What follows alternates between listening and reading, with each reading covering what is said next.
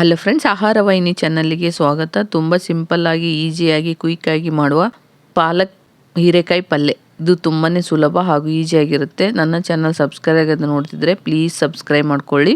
ಇವಾಗ ಮೊದಲಿಗೆ ಹೀರೆಕಾಯಿಯನ್ನು ತೆಗೆದುಕೊಂಡು ಇದರ ಮೇಲಿರುವ ಸಿಪ್ಪೆಯನ್ನು ತೆಗಿಬೇಕು. ಸಿಪ್ಪೆ ತೆಗೆದು ಬೀಸಾಡಬೇಡಿ. ಇದರಿಂದ ನೀವು ಚಟ್ನಿ ಮಾಡ್ಕೊಳ್ಳಿ, ವೇಸ್ಟ್ ಮಾಡೋಕೆ ಹೋಗಬೇಡಿ. ತುಂಬಾ ಚೆನ್ನಾಗಿರುತ್ತೆ, ಹೆಲ್ತಿಗೂ ಕೂಡ ತುಂಬಾ ಒಳ್ಳೆಯದು. ಚೆನ್ನಾಗಿ ವಾಶ್ ಮಾಡಿ ಹಾಗೆ ಒಂದು ಬಟ್ಟೆಯಿಂದ ಕ್ಲೀನ್ ಮಾಡಿ ಸಿಪ್ಪೆ ತೆಗೆಯಬೇಕು.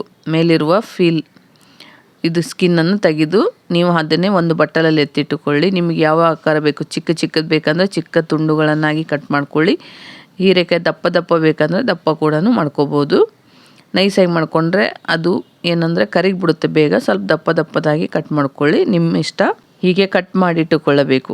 ಪಾಲಕ್ ಕೂಡ ಚೆನ್ನಾಗಿ ತೊಳೆದು ಒಂದು ಬಟ್ಟಲು ಪಾಲಕ್ ನೈಸಾಗಿ ಕಟ್ ಮಾಡಿ ಇಟ್ಟುಕೊಳ್ಳಿ. ಇವಾಗ ಕಡಾಯಿಯನ್ನು ಗ್ಯಾಸ್ ಮೇಲೆ ಇಟ್ಟುಕೊಂಡು ಇದಕ್ಕೆ 3 ಟೇಬಲ್ ಸ್ಪೂನ್ ಎಣ್ಣೆಯನ್ನು ಹಾಕಿ, ಹಾಗೆ ಸ್ವಲ್ಪ ಸಾಸಿವೆಯನ್ನು ಹಾಕಿ 1/4 ಟೇಬಲ್ ಸ್ಪೂನ್, 2 ಟೇಬಲ್ ಸ್ಪೂನ್ ಕಡಲೆಬೇಳೆಯನ್ನು ಹಾಕಿ ಇದು ಸ್ವಲ್ಪ ಕಂದು ಬಣ್ಣ ಗೋಲ್ಡನ್ ಬ್ರೌನ್ ಬರೋ ತನಕ ಫ್ರೈ ಮಾಡ್ತಾ ಇರಬೇಕು. ಇದು ಸ್ವಲ್ಪ ಫ್ರೈ ಆದಮೇಲೆ 1/4 ಟೇಬಲ್ ಸ್ಪೂನ್ ಇಂಗು ನಿಮ್ಗೆ ಜಾಸ್ತಿ ಬೇಕಂದ್ರೆ ಹಾಕಿಕೊಳ್ಳಿ. ಹಾಗೆ ಕರಿಬೇವನ್ನು ಹಾಕಿ ಇದು ಸ್ವಲ್ಪ ಚೆನ್ನಾಗಿ ಫ್ರೈ ಆದಮೇಲೆ ಇದಕ್ಕೆ ಮಿತವಾಗಿ ಹೀರೆಕಾಯಿ ಬಳಸುವುದರಿಂದ ತುಂಬಾ ಒಳ್ಳೆಯದು ಆರೋಗ್ಯಕ್ಕೆ.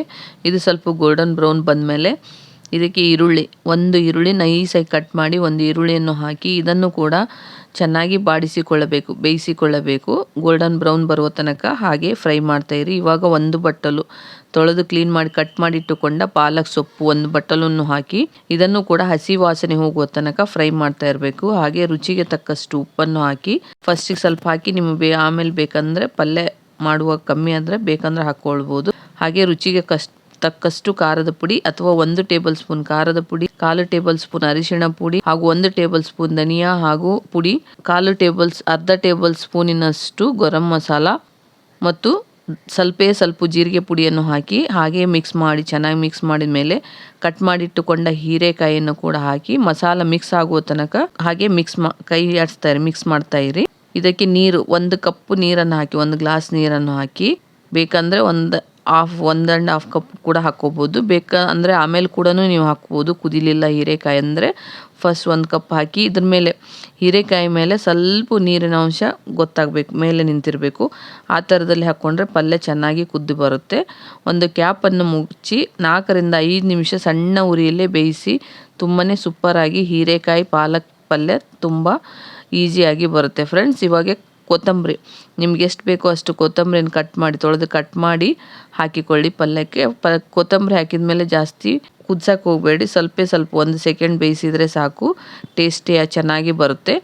ಇವಾಗ ನೋಡಿ ಹೀರೆಕಾಯಿ ಪಲ್ಯ ತುಂಬ ರುಚಿಕರ ಖಡಕ್ ರೊಟ್ಟಿ ಹಾಗೂ ಚಪಾತಿಗೂ ತುಂಬಾ ಚೆನ್ನಾಗಿರುತ್ತೆ. ಹಾಗೂ ಕರ್ಡ್ ರೈಸ್ ಮೊಸರನ್ನಕ್ಕೂ ಸೈಡ್ ಡಿಶ್ ಆಗಿ ತುಂಬಾ ಚೆನ್ನಾಗಿರುತ್ತೆ ಫ್ರೆಂಡ್ಸ್. ಇದು ತುಂಬಾ ಹೆಲ್ತಿಕರವಾದದ್ದು. ರೈಸಿಗೆ ಕೂಡ ನೀವು ಮಿಕ್ಸ್ ಮಾಡ್ಕೊಂಡು ತಿನ್ಬೋದು. ತುಂಬಾ ಲಂಚ್ ಬಾಕ್ಸಿಗೂ ಕೂಡ ಬಾಕ್ಸಲ್ಲಿ ಹಾಕಿ ಮಕ್ಕಳಿಗೆ ರೈಸಲ್ಲಿ ಮಿಕ್ಸ್ ಮಾಡಿ ಕೊಡಿ. ಚಿತ್ರಾನ್ನ ಥರ ಚೆನ್ನಾಗಿ ಇರುತ್ತೆ.